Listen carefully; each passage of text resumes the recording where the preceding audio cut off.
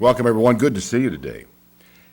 When Jesus went to the synagogue to speak for the first time, synagogue in Capernaum, I believe, when he went into that synagogue, there were people in that synagogue who kept the Sabbath day and who knew God.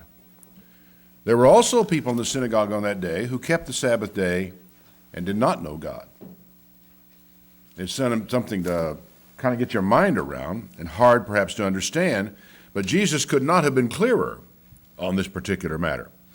The Pharisees, the Sadducees, the scribes, the sages were variously labeled by Jesus himself as liars and murderers, and he categorically said, "You have not known God." Now, that was not true of all Pharisees or all Sadducees or all of these people, but it was true of a very large number of them, of those who were in confrontation with Jesus Christ. But these men were, nevertheless, to use our term for it, Sabbatarians. Their Sabbath keeping was not pleasing to God. Do you suppose the same thing could be true of people today? That there are people today who observe the Sabbath and their hearts are still far from God. There are people who keep the Sabbath and they know God, even as there were at that time. Is it possible that for some people the Sabbath is merely a doctrine? It's an idea. It's a way to be right while other people are wrong. I keep the Sabbath and you don't. Is that what it becomes for people? Is it an icon of superiority? Is it something of that nature? Is it possible that the Sabbath is for some people merely a good idea, something to believe, something even to practice at one level, but not necessarily something that helps shape our lives? Now, it's not hard to figure why God gave man the Sabbath day. If you worked hard all week and Friday night sundown comes around, you realize you don't have to work for the next 24 hours. The reason for the Sabbath becomes immediately apparent. The body needs rest. The mind needs rest. We need downtime. We need time for thought. We need time to be able to stare off into space and think about the things that have happened to us all week long. So it's not hard to figure out why God gave us the Sabbath day. It's a little harder to figure out why man has so much trouble with it. Israel, went into captivity for breaking the Sabbath day. And yet, through their history, they theoretically were a society that kept the Sabbath day. Now, when you think about it, if we in the United States today had hard and fast Sabbath laws to where everybody in the country observed the Sabbath day, how hard would it be to keep the Sabbath? To take off work, go to church on Saturday, to do those things that we normally would think. How hard could it possibly be living in a society that kept the Sabbath day? What's interesting about this, too, is it didn't take them any time at all to have a problem. If you'll turn back to Ezekiel Chapter 20, I want to show you what I mean. Now, I'm going to Ezekiel, who is a prophet, but at the same time, the incident he is talking about is history.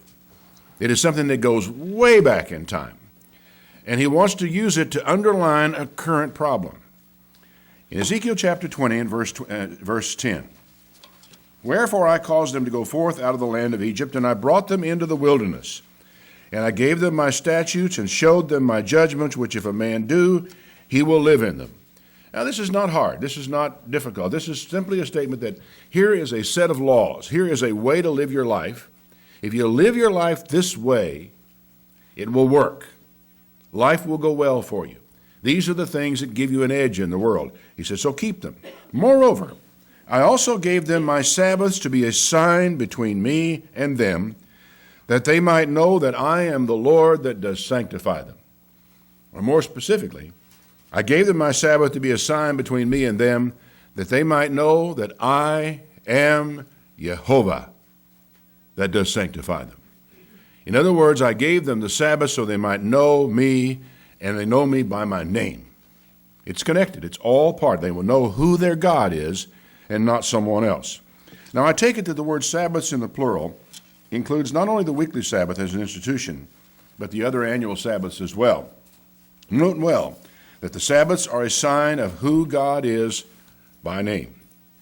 Continuing in verse 13, but the house of Israel rebelled against me in the wilderness. They walked not in my statutes. They despised my judgments, which if a man do, he will live in them. And my Sabbaths they greatly polluted. Then I said, I would pour out my fury upon them in the wilderness to consume them.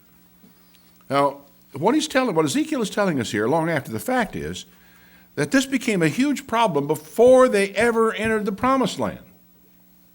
They were given all the laws, the statutes, the judgments. They were given the whole 9 yards at Mount Sinai, and then they went off into the wilderness for 40 years. And in that 40-year wandering in the wilderness, they lost track. They would not keep. They turned away from and were disobedient to God's law. Now, as I said, this is strange. How hard can it be to keep the Sabbath day when everybody's keeping it? Especially in the wilderness. What in the world are you going to do to break the Sabbath in the Israelite camp about 40 miles north of Mount Sinai on the way out into the Promised Land? When everybody around you is sitting in their tent, they're sitting under the tent flat, when people are standing around talking about God, when people have no work to do. In fact, not only do they have no work to do, no work is allowed to be done. You got to think about that for a while. You know, for many of us have had to struggle with that question. We live in a non-Sabbath keeping society. And sometimes it's a question of whether you can hang on to your job or whether you're going to lose your job to keep the Sabbath. These people didn't have those problems. Didn't have them at all.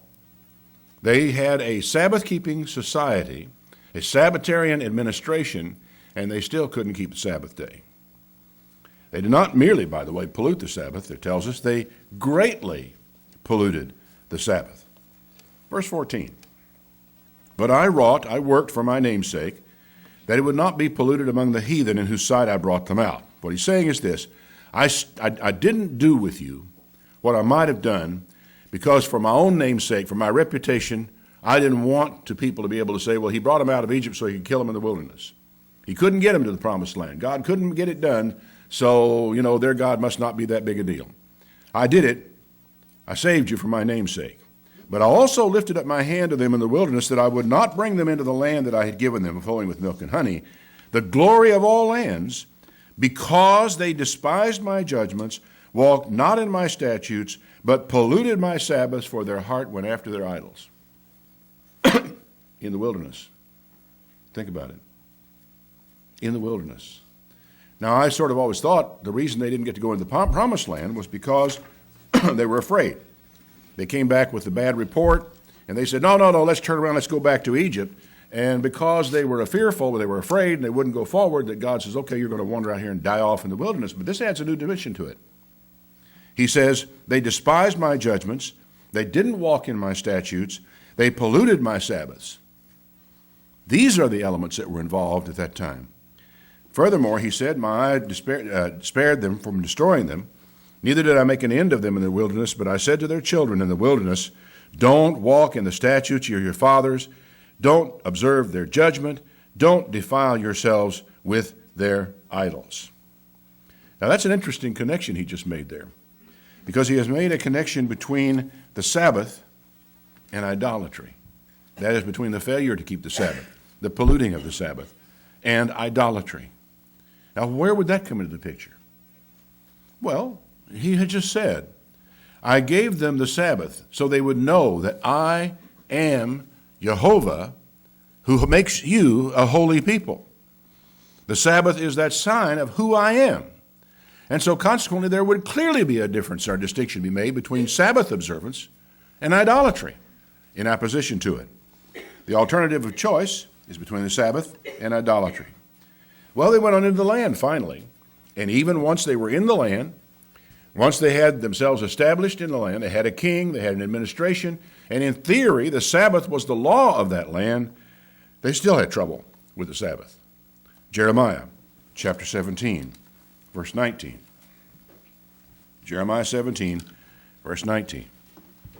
Thus saith the Lord to me, go and stand in the gate of the children of the people, where the kings of Judah come in and go out, in all the gates of Jerusalem, and say to them. Now, the prophet was kind of as someone once said, he was the investigative reporter of the day. He was the one that told the truth to power. And so he goes to the place where the people of power assemble, and he stands there as a preacher in public, and he's to tell them this. Hear the word of the Lord, you kings of Judah, and all Judah, and the inhabitants of Jerusalem that go in and out by these gates. Thus saith the Lord, take heed to yourselves, and bear no burden on the Sabbath day. Don't bring it in by the gates of Jerusalem. Don't carry it out of your houses on the Sabbath day. Don't do any work, but hallow you the Sabbath day, as I commanded your fathers. Now, you would think that that was a relatively easy thing for them to do at that time under those circumstances. Here's the question. Why didn't they? Why were they unable to bring themselves to do that? Why did they continue to break the law? He says they obeyed not. They wouldn't incline their ear. They made their neck stiff that they wouldn't hear nor receive instruction. It shall come to pass, if you diligently hearken to me, saith the Lord, to bring in no burden to the gates of this city on the Sabbath day, if you will hallow, that is, keep it holy, the Sabbath day, simply to do no work therein, then there shall enter into the gates of this city kings and princes sitting upon the throne of David, riding in chariots and on horses, they and their princes, the men of Judah, the inhabitants of Jerusalem. This place shall remain forever. What a promise. Just keep the Sabbath day, folks. Don't do any work. Don't come out of your house carrying a whole big load of stuff that you're going to go out and sell somewhere. Don't do that on the Sabbath day. Just relax, take the day off, and rest. They shall come, he said, if you do this, from the cities of Judah, from the places around about Jerusalem, the land of Benjamin, the plain, the mountains, the south, bringing burnt offerings, sacrifice offerings, meat offerings, incense offerings, and bringing sacrifices of praise to the house of the Lord. This is what I expect you to do. But if you will not listen to me to hallow the Sabbath day, to not bear a burden, then I will kindle a fire in the gates of the city, and it will devour the palaces of Jerusalem, that it shall not be quenched. They didn't, and it did. They didn't keep the Sabbath day, and the fire did burn the gates of Jerusalem. And here, the prophet, under direction of God, makes it very, very clear that the Sabbath day was the key issue in what took place. It wasn't some climb every mountain, ford every stream. It wasn't, where is God that we can go bring him down, or where is he down here that we go bring him up, as you borrow from Paul. It wasn't any of that. Keep the Sabbath day. This is where we start, because this is where we know who God really is on the Sabbath day. Well, by the time Israel returned from exile, they had the lesson of the Sabbath straight, sort of. I've often heard people say that's one lesson that Israel really learned in the captivity was the observance of the Sabbath. But by the time they got back, they were an interesting example of the futility of enforcing the Sabbath. Because by the time they get back, okay, fine, they know when the Sabbath is, they're observing the Sabbath in their way and after their fashion, but the real lessons of the Sabbath they do not yet seem to have absorbed. They've come a certain distance, but they still don't get it. They have become the enforcers of the Sabbath. There's a part of me that understands that. When you understand where they had been, what they'd been through, and the reason the prophets told them for it, it was a little bit threatening to them to see someone being a bit careless about the Sabbath day, so they built a fence around the law. They would start the Sabbath 30 minutes earlier, a half hour or so early. They ended a half hour late. And, of course, then they had all sorts of rules and regulations about how much you could carry out of your house, what you actually had to do if your house was on fire. They had regulations and rules for just about everything you could have about the Sabbath day. Never seeming to understand that the Sabbath day is and always has been a matter of the heart. It has to do with what's going on inside of you, not so much what you do with your hands, even though that's not unimportant. Matthew chapter 12. At that time, Jesus went on the Sabbath day through the corn. His disciples were hungry, and they began to pluck the ears of corn and to eat. But the Pharisees saw it, and they said, "Look, your disciples are doing what is not lawful to do on the Sabbath day." Now, you know what they're doing, don't you? It's really a very simple thing. They're walking a distance. They took a shot across the corner of a field, and they reached down, and they grabbed a handful of grain, brought it up in their fingers, and pushed it around, and then popped it in their mouth and chewed on it as they walked on their way. To the Pharisees, this was not only breaking the Sabbath day, it was something that they felt the need to enforce about the Sabbath day, to call into question, to demand something be done differently about this, and it was a major issue in their minds that they were doing this small thing. Now, why was this a factor? Well, any fool should know that if you're going to keep the Sabbath day, you're not going to get all your people together, all your reapers out, your sickles and so forth, and go out and reap your fields on the Sabbath day. We all should know that. Even we should know that you shouldn't go out there and reap a quarter of your fields on the Sabbath day. We all know that you shouldn't go out and reap a corner of them on the Sabbath day. And their question was, where do you draw the line in plucking these things and just one at a time? Well, is 2 okay? And if 2 are okay, then 3. And if 3 are okay, then 4. And the hair splitting begins. Now, one of the things you do have to understand about enforcement is that whenever you decide you're going to enforce a law, you have to draw lines. There is nothing mystical or sacred about 55 miles an hour as opposed to 53 or 58. There's nothing that special about 70 miles an hour as opposed to 67 or perhaps 74. These are merely lines, bright lines that legislatures have drawn in order to give them something they can enforce.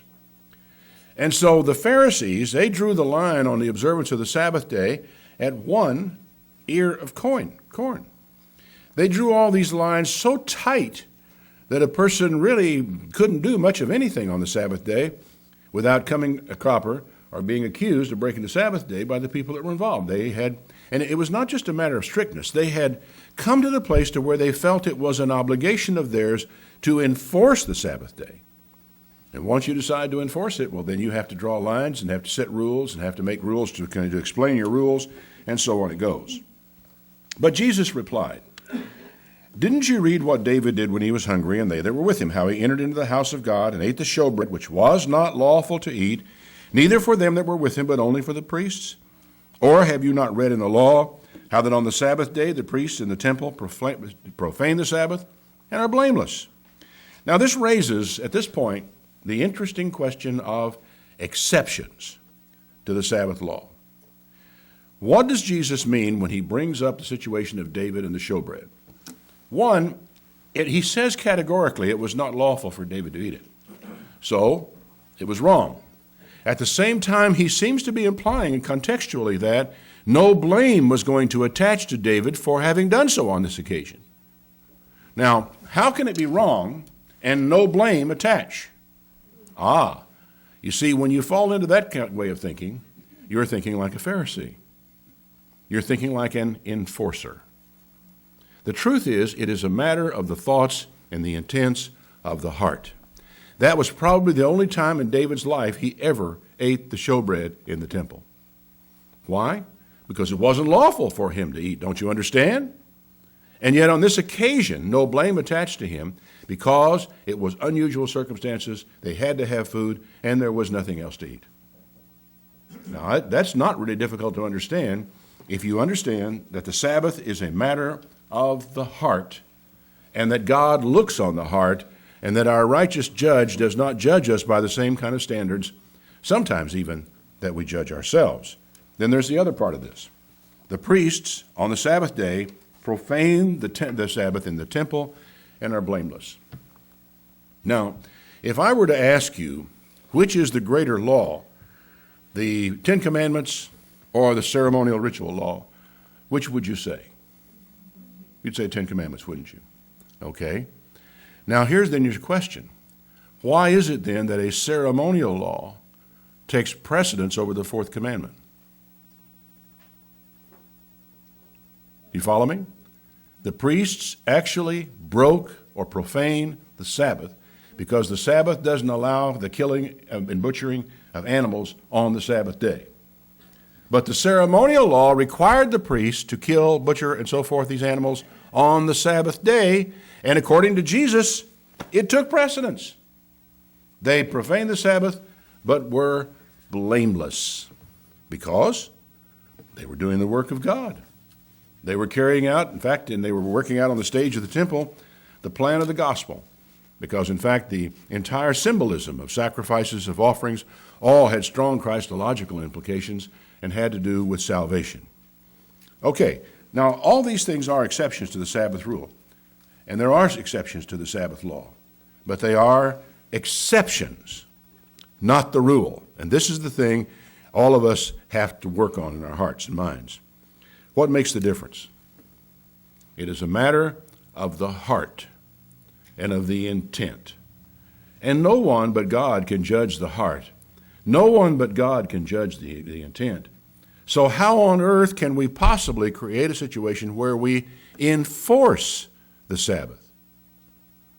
Now, to be true, if we were a Sabbath-keeping society, we probably would have laws that regulated some things. We would see to it that stores were closed on the Sabbath day. You couldn't open, couldn't do business.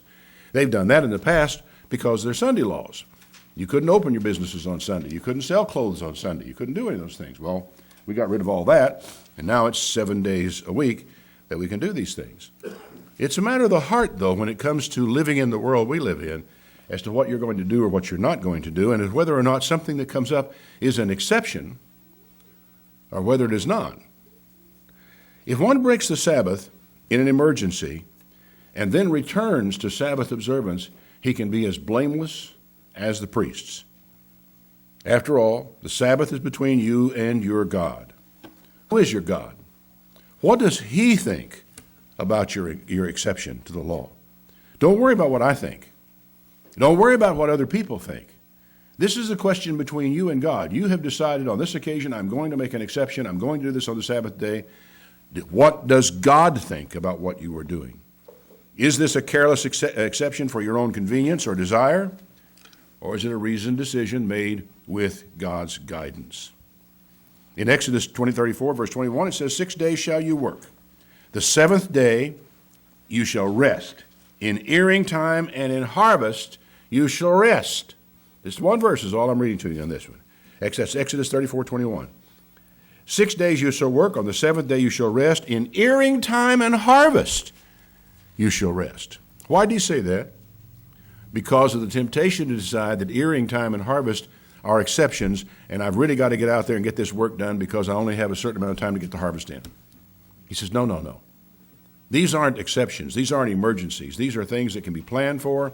These are things you know are coming. You have to absolutely know when earing time is going to be. You know when harvest is going to be. So let's get all the stuff done. Let's get prepared for it. These are not emergencies.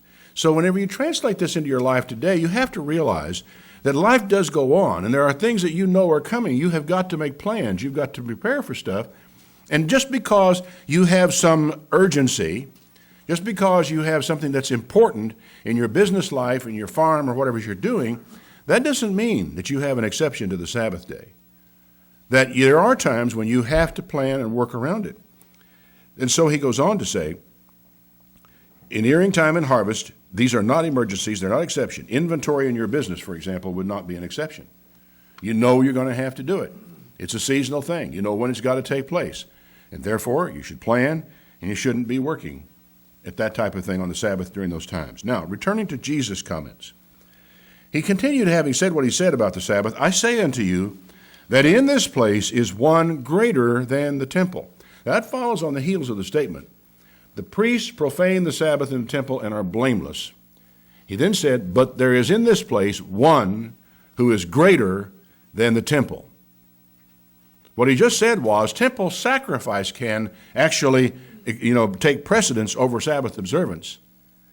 And I am even greater than the temple. Well, that's a stunning statement that he just made here. It's an astonishing statement for any man to make to a group of Jews in that day and at that time. And there is one greater than the temple. If you had known what this means, I will have mercy and not sacrifice, you would not have condemned the guiltless. For the Son of Man is Lord even of the Sabbath day.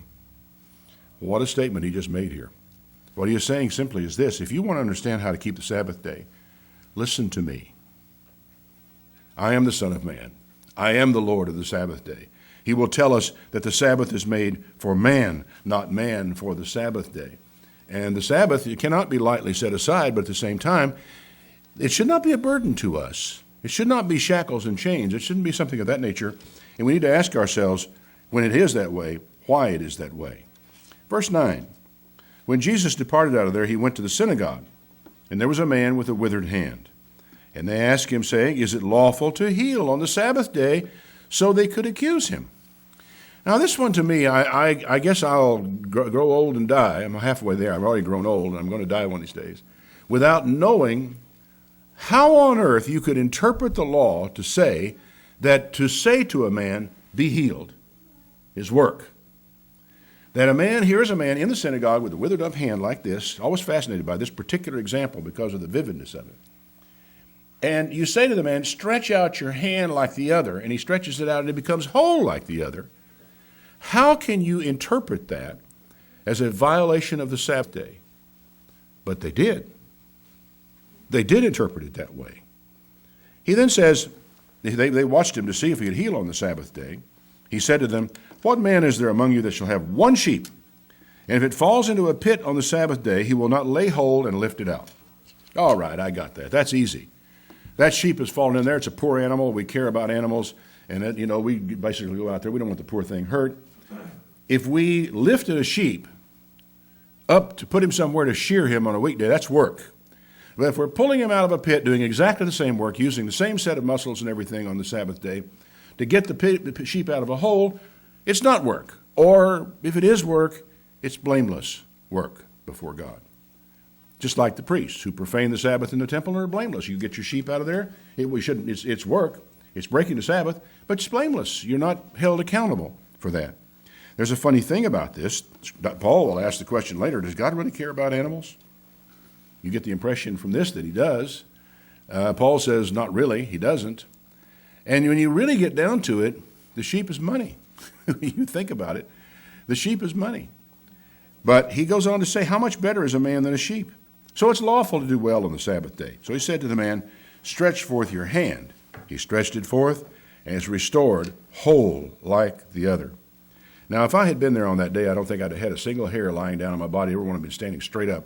When I saw that man that I knew had been in this synagogue, and I felt sorry for him and his poor withered arm, and I saw him stretch that arm out and just watched it before my eyes become as whole as the other one. Man, goose flesh is a mild statement for how you would have felt. What was the response?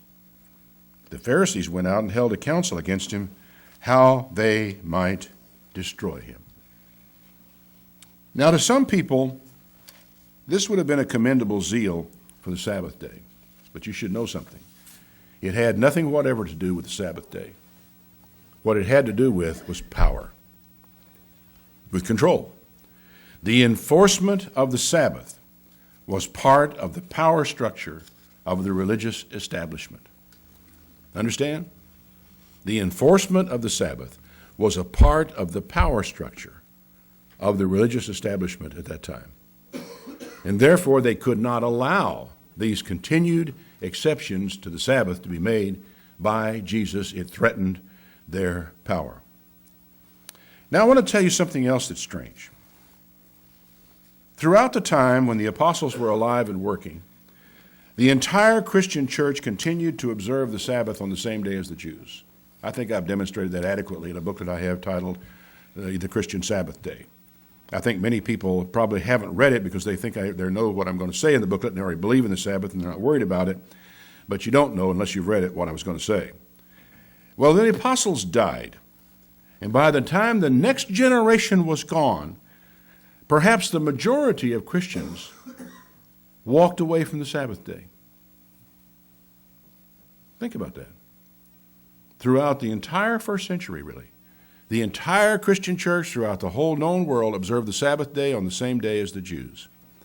And within a generation of the time when the last apostle had died, the last of the witnesses of Jesus was gone, the majority, probably, of the Christian church at that time left the Sabbath day entirely and stopped observing it. History repeats itself. Israel walked away from the Sabbath day in the wilderness. Then when they got into the land, they walked away from the Sabbath day again in a Sabbath-keeping environment. Now we have the church who once again, having kept the Sabbath day through all of its history up until that time, kept the Sabbath, now they walk away from it. What is it about this day that causes people to decide they're going to abandon it and walk away from it, just like the Israelites had done before them? Why? Well, I think Samuel Bakioki in his book From Sabbath to Sunday offers a believable theory. But human nature being what it is, I think the reasons were probably more complex than that.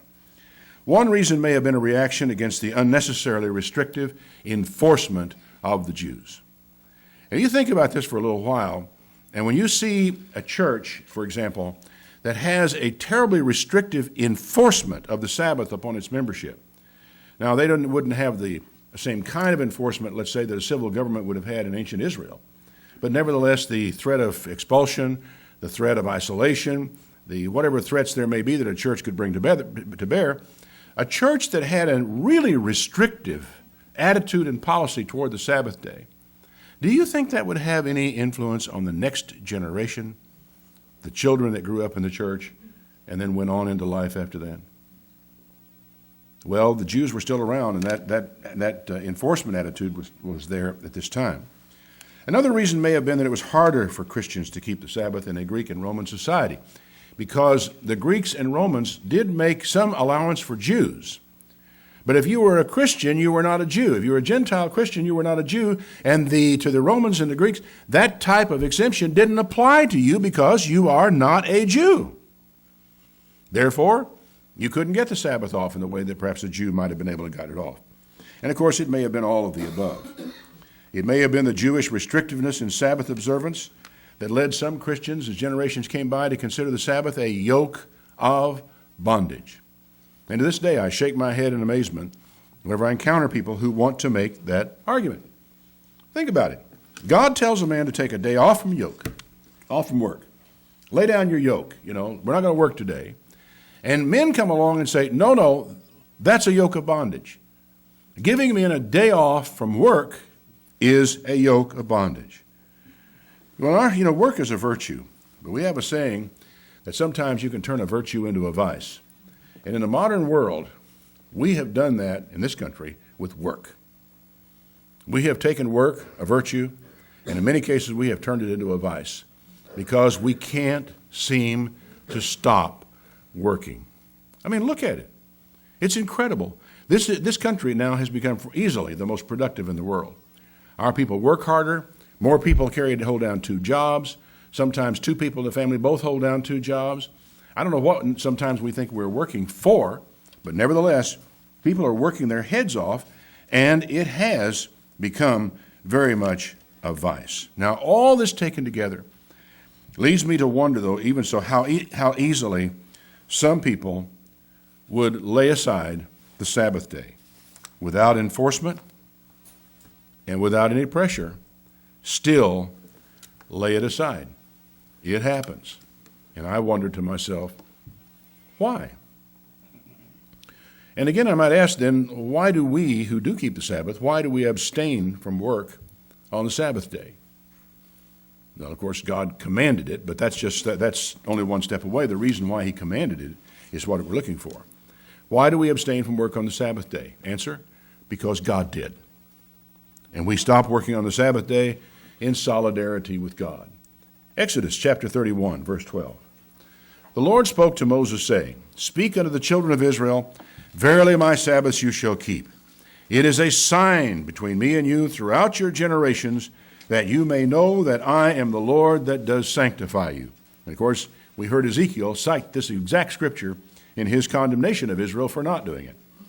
You shall therefore keep the Sabbath. It is holy unto you. Every one that defiles it shall surely be put to death. Whoever does any work therein, that soul shall be cut off from among his people. 6 days may work be done. The Sabbath is a Sabbath of rest.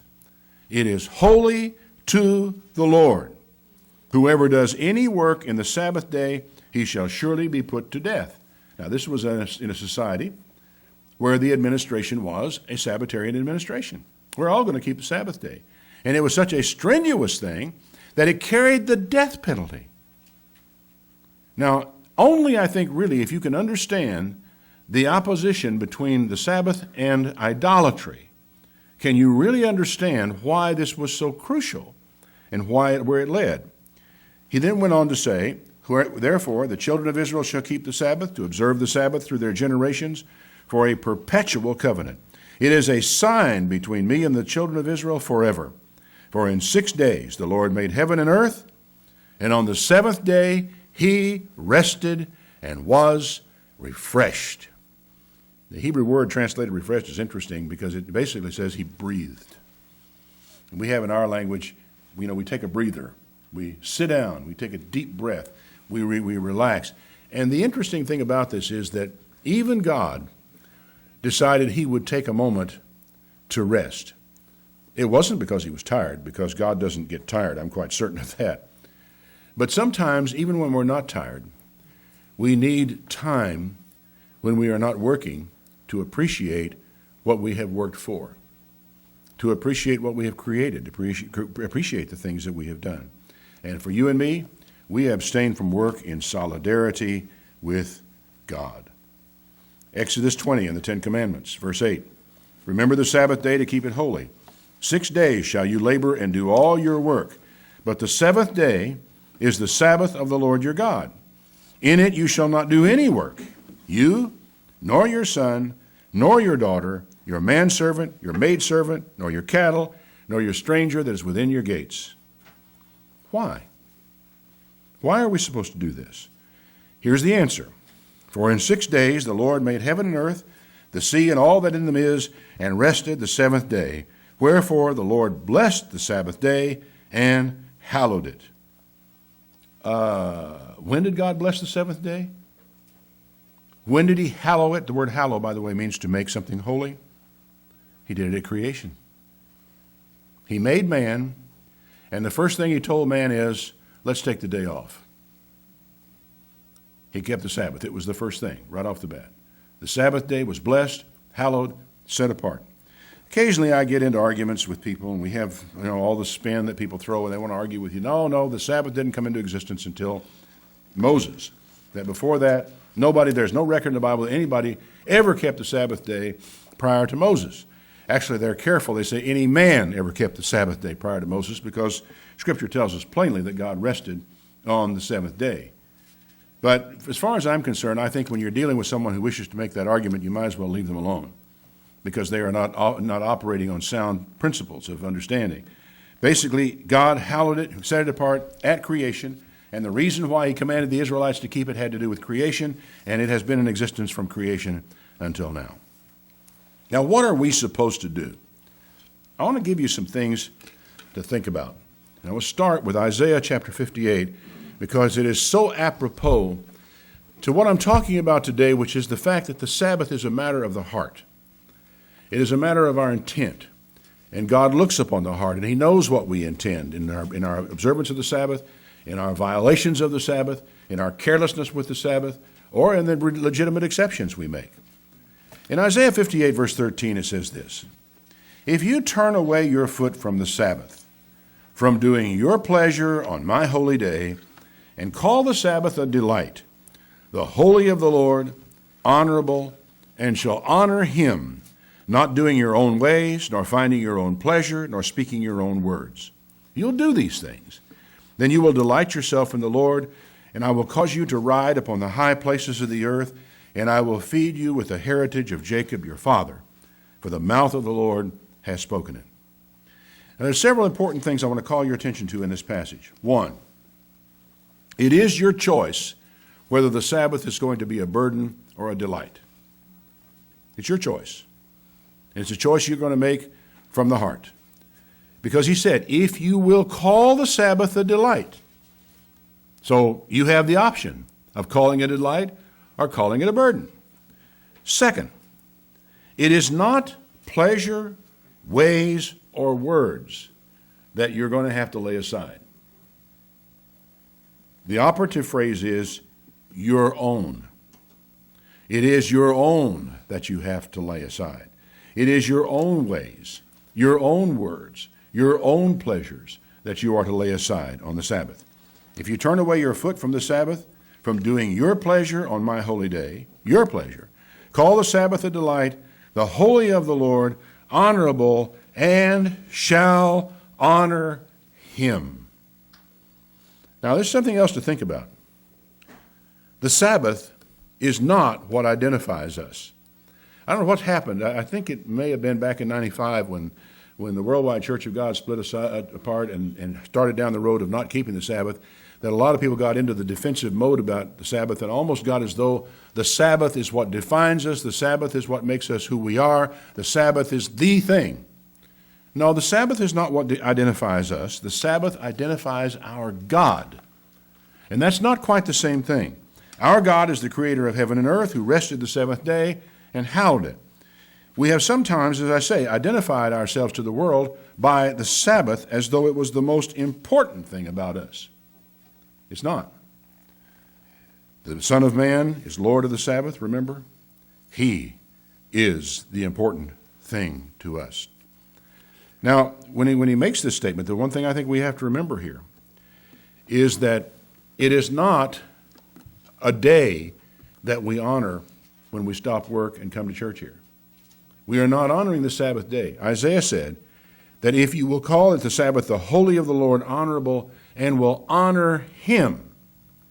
That is the thing that I think so easy to forget in the observance of the Sabbath, that it is in the observance of the Sabbath that we honor him in this way. Now, are there certain tasks and works that have to be done on the Sabbath day? Of course there are. There's the care of the sick. There's the protection of the weak. There is the feeding of the hungry. There is the care of animals. These things have to be done. But the key in all these things is your own. We're not doing this for ourselves. We're not doing it necessarily to just make ourselves better. We're doing it because we care about the sick or the weak or the hungry. Be careful about blurring the line between what is holy and what is not. This is one of the things that God jumped all over the priests and Levites about because of the fact that they did not maintain this. When the Sabbath comes, welcome it. Welcome it. Draw a line and recognize the passage of time. Somehow in our lives, it's awfully easy for us at the end of a day to just sort of find ourselves all of a sudden in the Sabbath and not exactly be aware of the fact that when it happened, or may not even just now, oh, by the way, oops, this is Friday night, yeah, the sun's down, yes, this is the Sabbath day, I better quit this. This is not the way we are supposed to live our lives before God. If the Sabbath is a day that we worship, we don't worship the day, we worship God, and we honor him by observance of the day, then we really ought to know when it gets here, shouldn't we? There ought to be a moment in time whenever we are aware of the fact that we have passed from the profane to the holy, from what is not holy to what is at a particular point in time. There's a curious thing about that, though. The Bible is a little bit vague about the beginning and ending of a day. We assume it's sunset, that a tick of the clock, when we're able to determine astronomically that the sun, the last little bit of the sun goes below the horizon, that is the end of one day and the beginning of another. The Bible doesn't say that. The Bible says that the Sabbath begins at even at the going of the sun. Now you'll notice the absence of one word in what I just said to you. I didn't use the word down. The reason I didn't use the word down is because it's not in Hebrew. The Sabbath is at the going of the sun. Well, when is the sun gone? I mean, how do you know that? I guess you can see it or you can't see it, but then it's cloudy and it's not cloudy. And if you can stand and read the newsprint of a newspaper outside, is the sun really gone, or are you still benefiting from or experiencing its light? Now, I don't really know quite into it, but I kind of think maybe God left us with this as a generality for each of us to work out, knowing the problems that we sometimes run into. We don't have to run our lives like we're on a stopwatch. You follow me? But nevertheless, he also looks on the heart and knows when you're playing games with time for your own purposes, your own pleasure, to make your own money. God also knows when you're doing that. What if you're in a strange latitude where the sun doesn't set? God looks on the heart. Figure out a solution, stick with it. Don't play God's little acre with it, where the man who had pledged 1 acre of his ground, that all the crops, all the cotton that grew on that acre of ground was God's every year. And it seemed to produce more cotton than any other acre.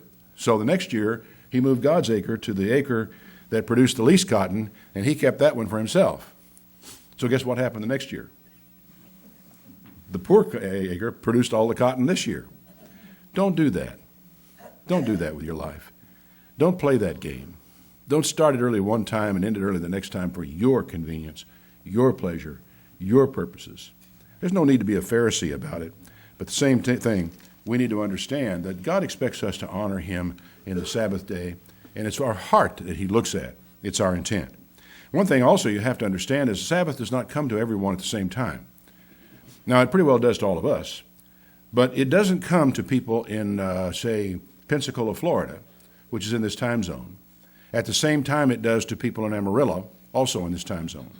They can start the Sabbath a little later than people in Pensacola will start it, right? The time is different. The day is not.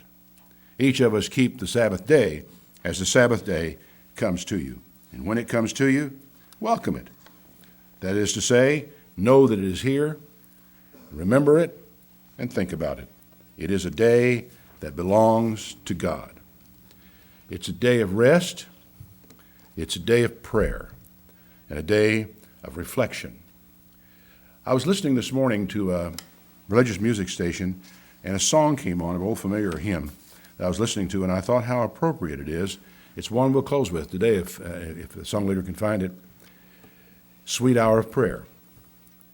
Because when you think about it, the song is about prayer, but you can so easily adapt the ideas of it to the Sabbath day.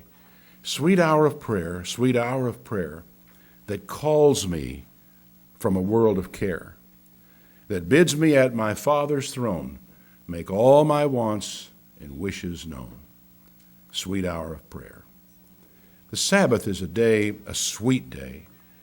But you know, I have concluded it takes a little bit of learning on our part to really understand and to grow into the Sabbath day for the sweetness that is there.